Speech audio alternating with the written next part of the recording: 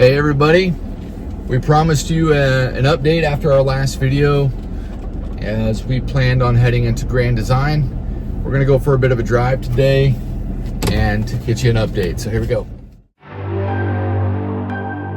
Hey, on Tuesday, May 28th, that was our first visit to check out the rig without the nose cap on. They wanted to let us look at that before they did any welds, which was our request. We wanted to make sure that we could get a visual of what was cracked, what wasn't cracked. Was there cracking? Was it falling apart? How bad was it? So they brought us in on Tuesday and we met with our representative who we're working with. I'm not going to mention any names. Yeah, we've decided not to mention any names from Grand Design going forward. So she's great, super helpful, really appreciate her. We got to meet the 3 gentlemen that are working on our rig and going to do the welds, and they were very informative and showed us the different gussets that we're going to, put in place, how many they were going to do. And it was interesting that the gussets they were showing us were different than some of the ones I've seen on other rigs that have been repaired already. They seem to be a little bit beefier. There seem to be more. The walls. These are called floor plates. So the floor plates that sit underneath the wall actually cracked and broke in half on both sides. And these gussets that they're putting in, they have to be cut. They look like triangles. If you've never seen what a gusset looks like, Google it. Pretty common, but where they're placing them, I'm not entirely sure exactly the benefit of what they're certainly adding weight to the front of the nose cap, and they're telling us that this is going to improve the integrity of the nose cap. So, and to add to Mandy's point, so far on this visit, these guys that we're working with, the guys doing the repairs, super informative, super friendly. So the interaction up to this point has been pretty good. They tell us that they're going to put new lag screws in. They're going to move from 5 to 10 where the floor plates are inside the bedrooms. The lag screws, they're going to go from 4 to 6. They're moving from 5/8 inch to a 1/2 inch, so they're increasing the size. They're making some pretty robust changes to the rig to address the frame flex issue on the nose cap. So this is all pretty okay, but we asked them, what about the I-beam? We didn't know it was an I-beam at this point. We just knew that the leg was sticking out, and that it was sticking out more so on the driver's side than on the passenger side. And this is when it starts to get interesting, and frankly when the frustration starts to mount a little bit, not only in this interaction, but the interaction we'll tell you more about that occurred on Friday of last week. Put simply, we asked the guys that are doing the repairs, what's up with this particular failure? How often do you see it? They shrugged their shoulders like, I've never seen this. The I-beams, go the length of the rig on both sides. There were no broken welds on the landing gear, and the landing gear are super straight on themselves. Like whenever they extend and retract, they're straight. But the actual beam that they're welded to is bent, and we didn't know that was the actual case. But once the nose cap is off and that front area is off, you can really see how they, one really tilts out, and the other one is, slightly, but not nearly as significant as the other side. We pulled over for safety reasons to make sure that we are safe. The I-beams somehow are bent only in the front. They said they were, straight as a board in the back, but in the front they're bent. Now, I was going over the I-beams in the front whenever Cliff was up in the inside of the rig, where they were looking at the flooring.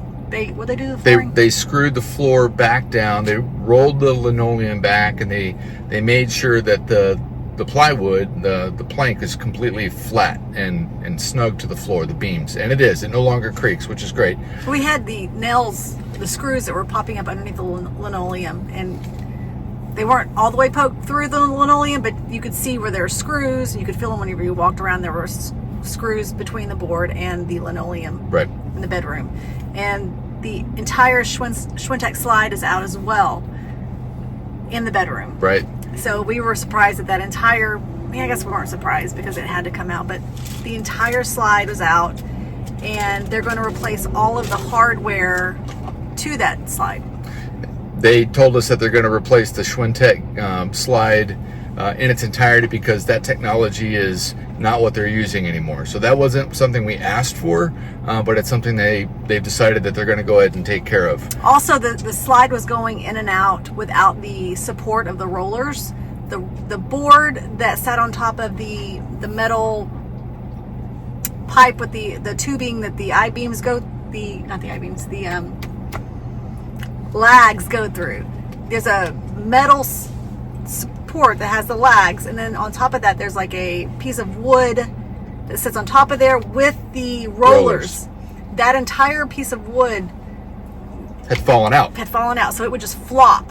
And so every time the slide would go in and out, one of us would have to get down on the ground and hold that board up with the rollers on it so that it would go in and out, right, and not flop. So it's been riding on the slide mechanism without support from the rollers for a couple months now. Right. So that's another reason they're changing it out. So the I-beam question, it has us confused. How does an I-beam get bent to begin with? We have certainly been on the road for 3 years, but we are using it per the guidelines. We're in the shop every opportunity that we get to make sure that the maintenance is right.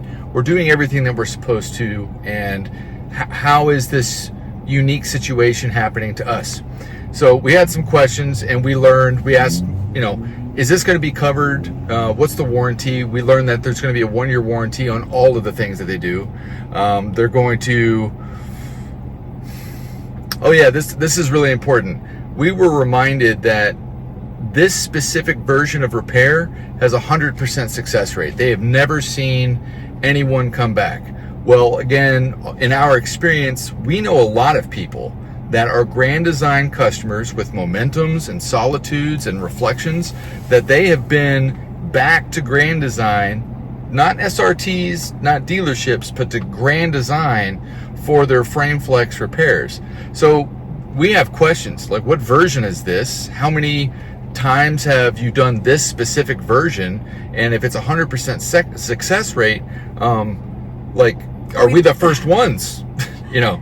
Is that why it's 100% sex rate? Is that why it's a 100% success rate? Because we're getting like the latest and greatest version. That question was not answered. We were reminded that they can't, I think she said, we don't have a crystal ball, so we can't tell you that it's never going to fail, but we'll provide you a 1-year warranty, and as long as your weight and distribution is within range, everything's going to be fine. And I said, well, we're not overloaded. What did it weigh when it got in here? And they told us it was 18,800 pounds, which is underweight. So obviously we're not doing laundry and storing all of our possessions in the front as we're driving. It's our bedroom. So we have clothes in the closet, and we have our washer and dryer, which is outfitted for. So we are within spec and within range, and we're using the fifth wheel, the toy hauler, as it is intended. So we get done with our visit at Grand Design, and we formalize and recap. We sent Grand Design a few of these questions just to make sure that we fully understood. If this is the specific version, or if this specific version has never returned, how many times has this version been performed? How long has this been the version? What version is this? Those were never answered. When in the reply, they were completely ignored. 4, how can the I-beam's integrity be improved up to or beyond their original integrity? This makes us nervous. How did they actually end up getting bent? How can it be bent in the front but not in the back? We were reminded in their reply that Lippert will be coming out and inspecting the frame on the 12th. I'm sorry, at this point we didn't even know it was the 12th.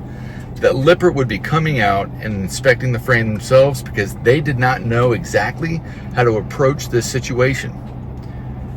We asked, I really wanted to be there when Lippert came by, and they said that they walk in whenever they kind of want. It would be difficult to coordinate, so it would just kind of happen. What we asked, though, is if we can't be there and interact with Lippert while they're assessing the frame, We want a formalized analysis or diagnosis, and we want specifics as to how the repair is going to occur, why this happened to begin with, and what their diagnosis is.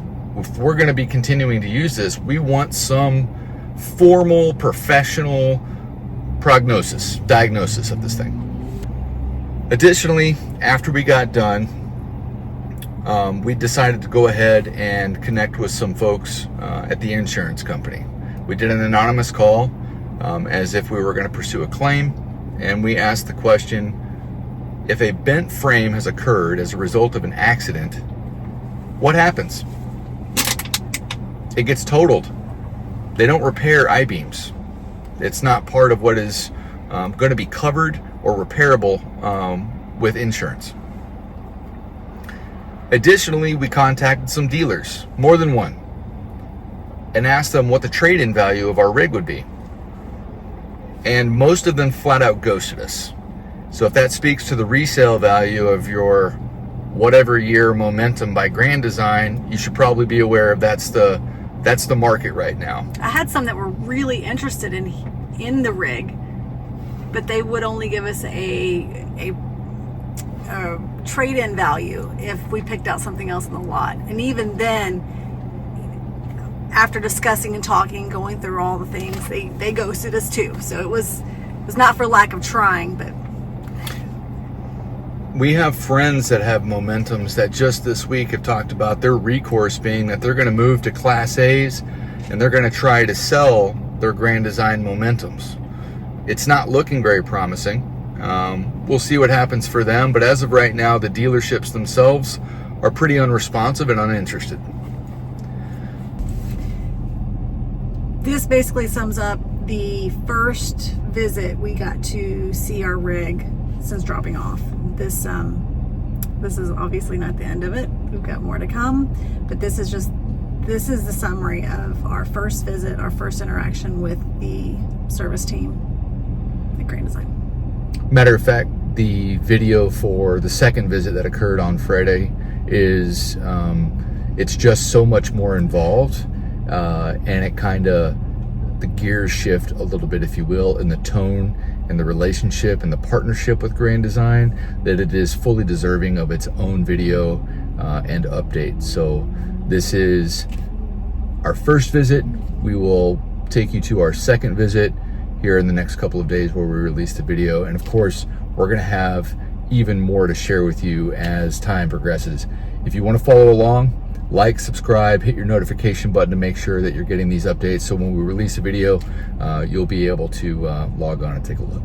Please share your experiences as well, so that we obviously know we're not alone in this, but if you have some weird stuff going on with yours that we haven't mentioned, please share it with us. We'd love to hear. Absolutely. We were absolutely. We reply to all the comments below. We appreciate the insight and the questions, and we look forward to seeing you all on the next one. Thank you. Thanks all.